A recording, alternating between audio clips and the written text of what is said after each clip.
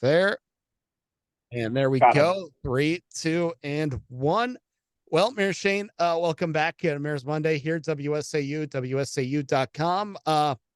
What's been going on in Wisconsin Rapids since the last time we talked? I feel like it's been a while.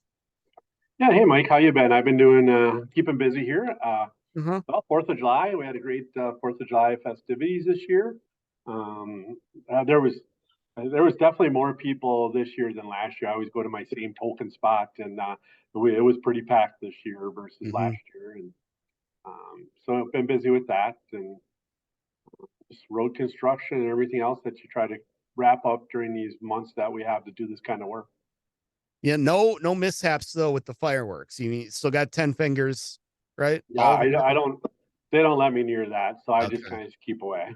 Yeah, It's yeah. safer Just that enjoy way. the show. That's what I That's did. what I do. I just I enjoyed the show this couldn't agree year. more.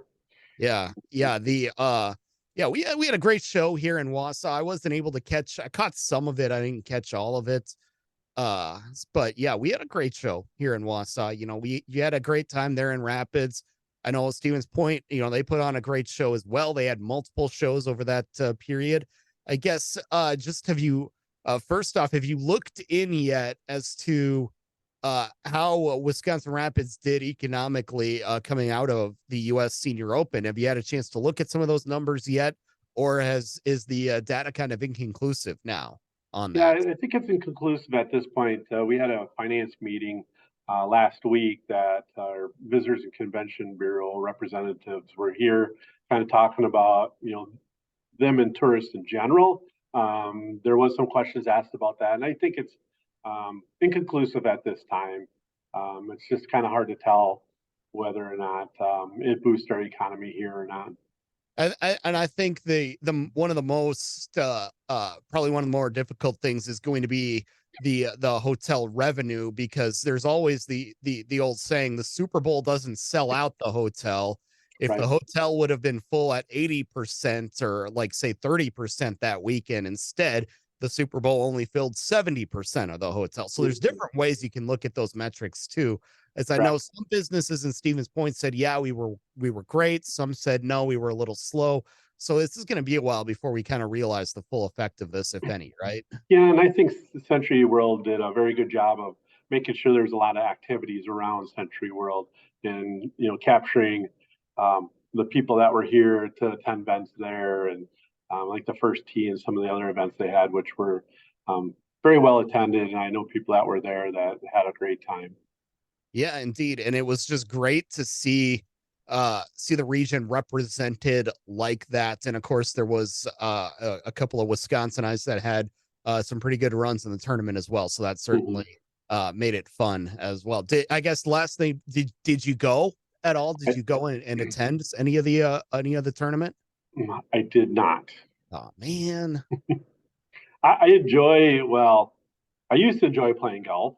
Um, It used to, yes. the problem is I've become really bad at golf, so the equipment is not there as much, and so Right. I figured, there's a lot of golf enthusiasts that attended, um, and I was happy that they had the opportunity to attend so close to a major event. But And, yeah, golf and I do not. yeah. That if people joke about the mayors and their golf game, well, mine's I probably gotten worse since I became mayor, so I just kind of accepted.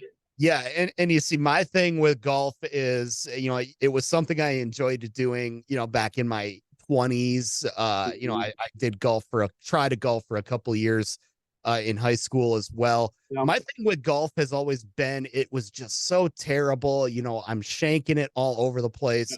And at some point during that 9-hole round, because it takes me, an amount of time somebody can play 18, I could play about 9. There will be Mhm. one shot that makes me think, you know what, I can do this. That glimmer of hope. I know Yes, that shot. you you get the hip rotation right, you strike the ball Mhm. head on, it feels good coming off the club face, and you're like, you know what, I can do this. And eventually I just said, you know what, it's not worth the frustration. No, because the I'm next so shot makes up competitive. for it. So Yeah, it's not I've worth been it. there, kind of accepted that that's my fate at this point. Maybe when I retire, I'll spend a little more time in the mornings going out and golfing. Yes, when you retire. when when I is the key retire. word there. Yeah, Exactly. exactly. Onto the regular business of the city. Last time we talked, you were considering what would probably have been a very significant change to the way city ordinances and things are passed like that, by eliminating the committee process and bringing everything directly to the city council. Let us know how that discussion went and what you've determined. So our committee of the whole, which is made up of all the council people, eight council members, had a discussion, back and forth, pros and cons. It came down to a vote. It was a 4-4 tie, and so it died due to not having a positive result. During a council meeting, I can vote to break the tie, but in this type of instance, um, I don't get to. So it ended in a tie, and it kind of died right there. And um, maybe I'll see it again someday. I went back and I kind of watched some of City of Wapaka's meetings because that's how they do it, and it seemed to flow along. But um, I guess we'll have to wait and see. Stay tuned for the future and see what happens. Yeah, and again, let us know what this would have changed, and I guess what the kind of the sense of the discussion was, because it seemed like there was a few positives, but there was also the negatives, I guess, just like anything else. Yeah, so our committee process kind of occurs at the beginning of the month, the first week, and flows into the second week, where the committees take up those items, and then they go to council about 2 weeks later and get approved, the final approval by the whole body. This what this would have done has created two council meetings, and they would have just funneled those things to the council meeting instead of the committee. Some of the people that were for it, I think potentially it could move things along a little quicker. Some of the concerns are sometimes when you have the committee meetings and you go to council, you have that week or two in there to get more information, kind of think about it, ask some questions, and it kind of clarifies some of the issues that they'll better understand at the council for that discussion. I think that was a big factor. For me, what we have, any ordinance that's not a traffic ordinance has to go to council for two readings. And my suggestion is why don't we have them just go for one reading? So if it's a committee process, you go through the committee, you go to council, and an ordinance can pass that night, which will save waiting another month, which I think would speed along the process. And there's always under Robert's rules, there's ways to bring that back should that want to come back for reconsideration. And so there's an option that it's not one and final. There's still potential down the road, but I think sometimes it drags on because you're waiting for that second council meeting, then that next month for an ordinance to be approved. And I think that's the bottlenecks at times, in my personal opinion. Yeah, and especially when something might be time sensitive, you'd like to get it through quicker. I mean, have you run into spots where this has kind of hampered the city's ability maybe to secure an economic development project, or something else that could be beneficial? I've seen it on a smaller scale. Specifically, an organization want to put out a sign, and the code was being changed to accommodate, which made sense because a lot of times you under the zoning code, which gets complicated, and they get adopted, and then they really, until you actually put in a real situation, you kind of realize that maybe that wasn't such a good idea. And so that happened, and this person ended up almost having to wait 2 months. But a provision is if the whole council votes unanimously in favor of it, it can pass that month. But Hmm. a lot of times there could be a holdout or there's a problem and it's got to go for that second month. In this case, there was a holdout, and it would have made this project drag on, which was kind of upsetting to the person that was donating the money for the signs. But I haven't seen it on a large economic scale though, Hmm. which is good. Right. Absolutely. So we'll be interested to see if this comes back for development or further discussion at some point in the future. I mean, in the meantime, some of the other things that you had going on, obviously, we've got the shared revenue proposal now into state law. That is now a Wisconsin act, which, by the way, I was at the bill signing. It was Oh, right here in Wausau. I ran that's into right. your good friend Zach Ruwink, who, of course, sent his best to everybody in the city of Wisconsin Rapids as well. Now a big shot with the League of Municipalities. Obviously, he was there celebrating. You weren't, but I'm sure you were celebrating from afar as that bill signed. Yeah, my good friend Bob Bartek, at the fire chief, and Oh while yeah. I was there, I saw, and I was happy to see him there, and realizing his retirement's coming up, which is I'm glad for him, but a great Oh loss yeah. to the fire service industry because he's just an amazing chief and just a really good guy. But yeah, so I kind of saw that going on up there, and for the city of Wisconsin Rapids, we're going to see an increase of just over $900,000. We're just kind of starting our budget process, and my my feelings are is that this money should not be used for ongoing operations. I'd like to see it kind of a slow approach, kind of a capital items that might eventually will be cost to the taxpayers. If we can kind of use that money to kind of help offset that, I think is very important. But mine is financially, I'm kind of conservative, and we need to take a cautious approach. And we're just not all of a sudden have all this money to kind of go on a whimsical whim. I just want to pause and make sure that we are not getting ourselves into a hole. And so hopefully this budget process will be kind of relatively flat, and then we'll see if there's any glaring projects that need some assistance. Yeah, and I've heard a few other areas wanting to kind of take that approach with it and saying, all right, just because we're getting an influx of what could be about $1 million or so for the next year doesn't mean that everybody is suddenly going to get a shiny new toy that they've been wanting for the next 5 years or so, because we have to Or a make bunch of sure. new staff too. That's my concern because once you hire staff, that's an ongoing expense every year, and you just have to, I think, be very cautious to make sure before you jump into that and the necessity of it.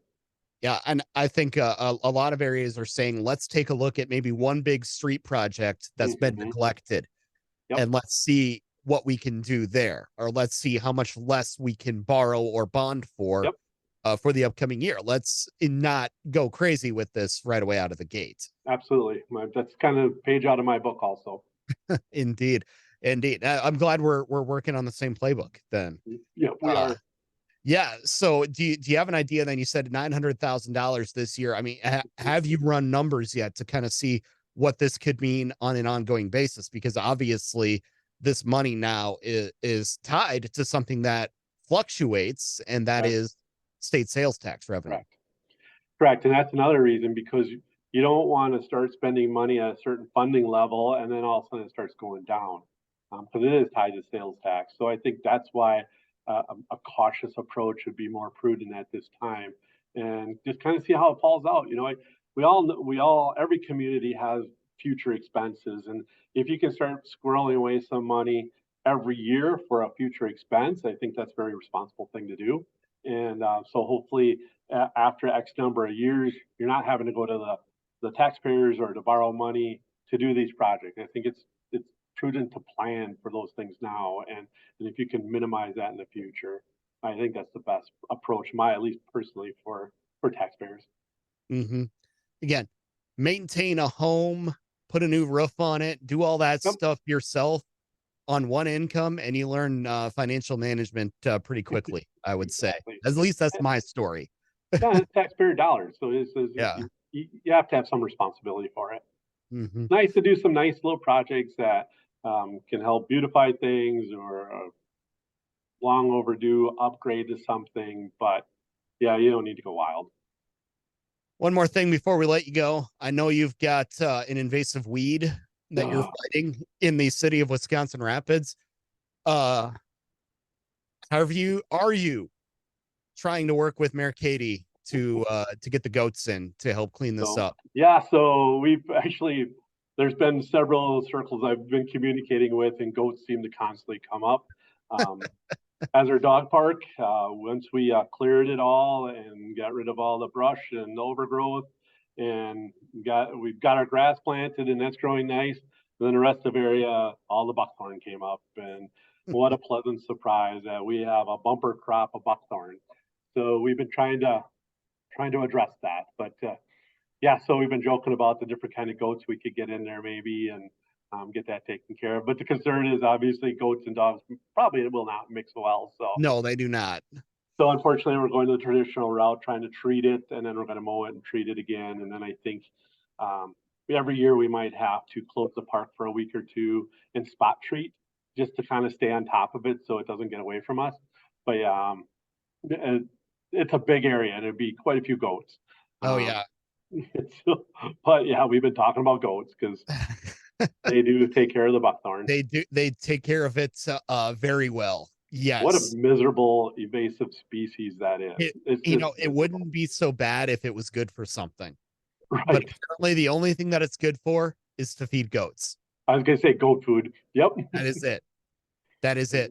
If it was good for something, if you could make alcohol with it like you can a cactus, or Dandelions. yeah, dandelions, you can pick those and give them to mom, but no, it's not good for anything. Nope. And yes, it does need to be taken care of when it rears its ugly head. Yeah, because it'll get away really quickly. And as we Oh saw, yeah. as soon as it got some sunlight and water on it, it took off in full force. Hmm. All of a sudden, bam, it was there. Well, we wish you the best in the battle against the buckthorn and everything else, and we will talk again next month. Well, I appreciate it. And if it gets out of control, we might have to put a plea into Katie to get some goats. Oh yes. Yes, highly recommended. I appreciate it. Thank you, Mike. Yep, we'll see you.